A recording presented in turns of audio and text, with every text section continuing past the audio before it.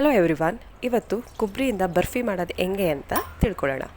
ಅದಕ್ಕೆ ಒಂದು ಬಾಣಲಿಯಲ್ಲಿ ಸ್ವಲ್ಪ ನೀರು, ಅದಕ್ಕೆ 2 ಸ್ಕೂಪ್ಸ್ ಶುಗರ್ ಆ್ಯಡ್ ಮಾಡ್ಕೊಳ್ತಾ ಇದ್ದೀನಿ. ಶುಗರ್ ಚೆನ್ನಾಗಿ ಕುದಿಬೇಕು ನೀರಲ್ಲಿ. ಸೊ ಇಲ್ಲಿ ನೋಡಿ, ಕುದ್ಮೇಲೆ ಈ ಥರ ಆಗುತ್ತೆ. ಇನ್ನೂ ಸ್ವಲ್ಪ ಹೊತ್ತು ಬಿಡಿ, ಯಾಕಂದರೆ ಅದು ಇನ್ನೊಂಚೂರು ಕನ್ಸಿಸ್ಟೆನ್ಸಿ ತಿಕ್ ಆಗಬೇಕು. ಸೊ ಈ ಲೆವೆಲ್ಗೆ ಬರಬೇಕು.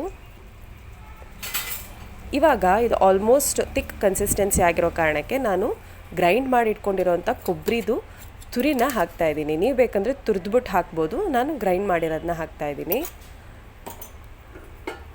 ಸೊ ಒನ್ಸ್ ಆ್ಯಡ್ ಮಾಡಿದ ತಕ್ಷಣ ಅದನ್ನು ಚೆನ್ನಾಗಿ ಮಿಕ್ಸ್ ಮಾಡ್ಕೊಳ್ಳಿ.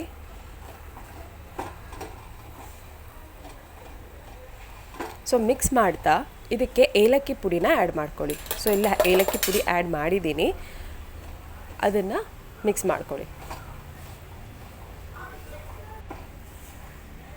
ಸ್ವಲ್ಪ ಹೊತ್ತು ಸಿಮ್ಮಲ್ಲಿಟ್ಟು ಆದಷ್ಟು ಗಟ್ಟಿಯಾಗುವಷ್ಟು ನೀವು ಮಿಕ್ಸ್ ಮಾಡ್ತಾ ಇರಬೇಕು. ಸೊ ನಾವು ಇದು ಆಲ್ಮೋಸ್ಟ್ ಗಟ್ಟಿಯಾಗಿದೆ.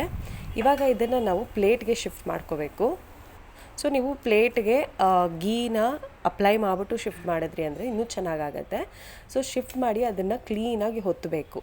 ಹೊತ್ಬಿಟ್ಟು ನೀವು ಚಾಕುವಿಂದ ಕಟ್ ಮಾಡಿದ್ರೆ ನಿಮಗೆ ಬರ್ಫಿ ಮನೆಯಲ್ಲೇ ರೆಡಿ.